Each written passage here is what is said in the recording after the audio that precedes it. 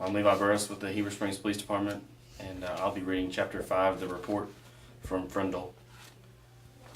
By lunchtime the next day, Nick had a bad feeling in the pit of his stomach. Seventh period was coming. He was going to have to stand up in front of the class, or Miss Granger's class. The eyes of everyone in the class would be glued to his face, and Miss Granger's eyes would be cranked up to maximum punch power.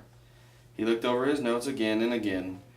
The first English dictionary, The Growth of the English Language, William Shakespeare. Words from French and German, new words, old words, new inventions, Anglo-Saxon words, Latin and Greek roots, American English. It all became a big jumble in his mind. In his grand plan from the night before, in the harsh fluorescent light of the school day, it seemed impossible. What is it with the clocks in the school? When you're planning to go to the carnival after school, the clocks in every class practically run backward, and the school day lasts for about 3 weeks. But if you have to go to the barber or go shopping for clothes after school, zip, the whole day is over before you can blink. And today, after lunch, periods 5 and 6 went by in 2 ticks. As the 7th period bell rang, Miss Granger walked into the classroom, took 4 steps to her desk at the side of the room, flipped open her attendance book, glanced out at the class, and made 2 little check marks. Then, looking up at Nick, she said, "I think we have a little report to begin our class today. Nicholas?" 15 seconds into 7th period, and Nick was on stage. This slutty plays for keeps, thought Nick. He gulped, grabbed his crumpled note cards and his book bag, and walked to the front of the room. He stood next to the giant dictionary on its little table, and Miss Granger walked to the back of the classroom and sat primly on a tall stool next to the bookcases. She was wearing her blue uniform. Taking a deep breath, Nick began. "Well, the first thing I learned is that the first English dictionary—" Miss Granger interrupted. "Excuse me, Nicholas, but does your report have a title?" Nick looked blankly at her. "A title? No, I didn't make a title." "Class, please remember to include a title whenever you prepare an oral or written report. Now please go on, Nicholas," as she smiled and nodded at him. Nick began again. Looking right at Miss Granger, he said, "The dictionary." A couple kids thought it was funny, but Nick played it straight and just kept talking. "A lot of people think that the first English dictionary was put together in the 1700s by a man named Samuel Johnson.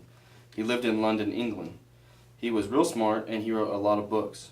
And he wanted all the other smart people to have a good dictionary to use, so he made one. But there were other dictionaries before his. The thing that was different about Johnson's dictionary was its size, first of all. He had over 43,000 words in it. The class made a bunch of noise at this big number, ooh, and wow, and stuff like that. And Nick lost his concentration. He glanced up at Miss Granger, expecting to see those eyes drilling a hole in him, but they weren't. They were almost friendly in a teachery kind of way. She shushed the class and said, "Go on, Nicholas. That's a fine beginning." Nick almost smiled, but he saw all the kids staring at him. So he gripped his note cards even tighter and jumped back in. The other thing that Samuel Johnson did that was special was to choose the words he thought were most important, and then give lots of examples showing how the words got used by people. For example, he showed how the word take could be used in 113 different ways. Nick's report went on smoothly for 12 minutes. Nick was surprised at how easy it was to stand there and talk about this stuff. At the end of the first 5 minutes, Miss Granger had to stop Nick again to say, "Class, it is not good manners to yawn out loud or to put your heads down on your desk when someone is giving an oral report."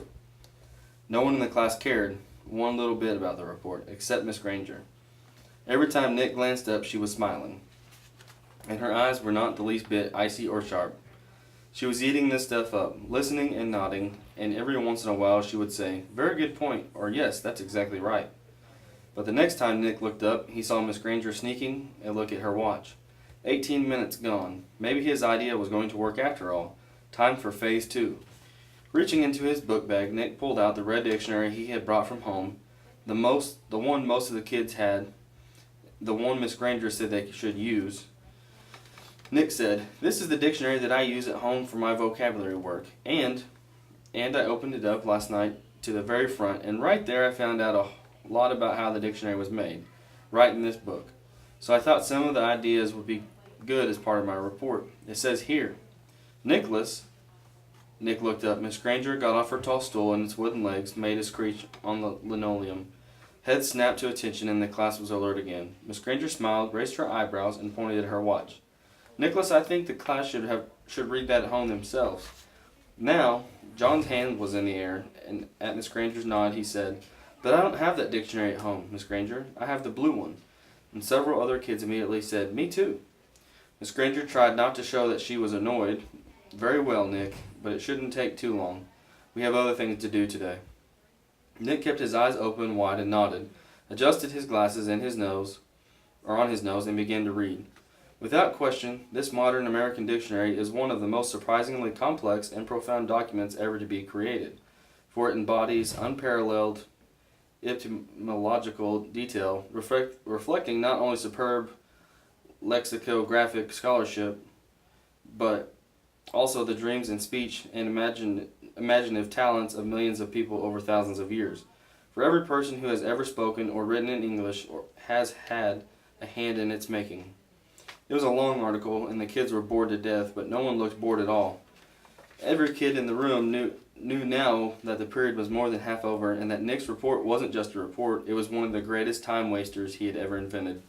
Miss Granger knew it too.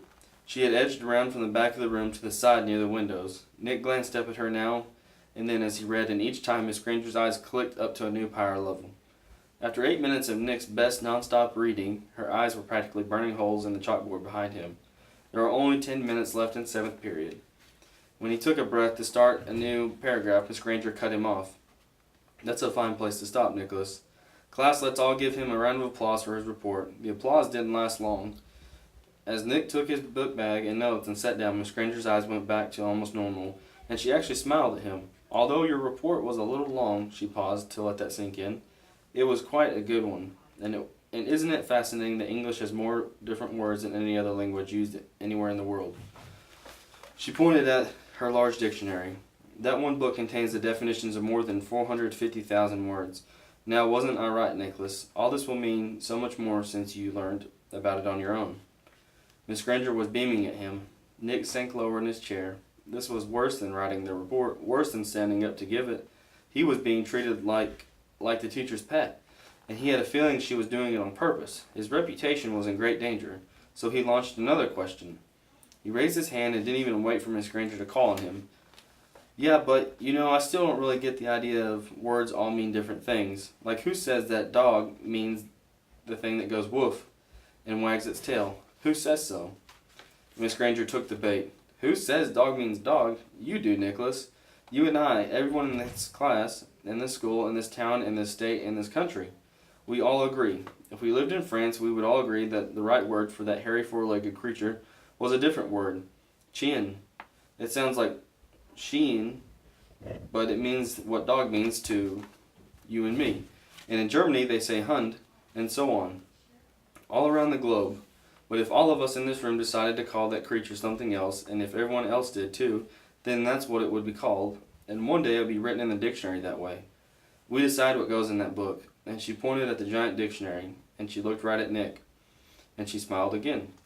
Then Miss Granger went on, "But of course the dictionary was worked on by hundreds of very smart people for many years.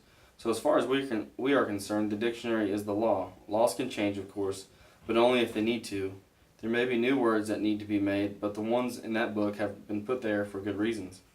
Miss Granger took a look at the clock. 8 minutes left. "Now then, for today, you were to have done the exercises beginning on page 12 in your Words Alive book.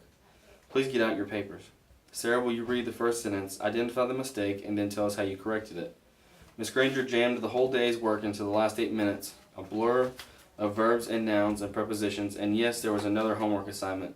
And Nick didn't try to sidetrack Miss G again. He had slowed her down a little, but had he stopped her? No way.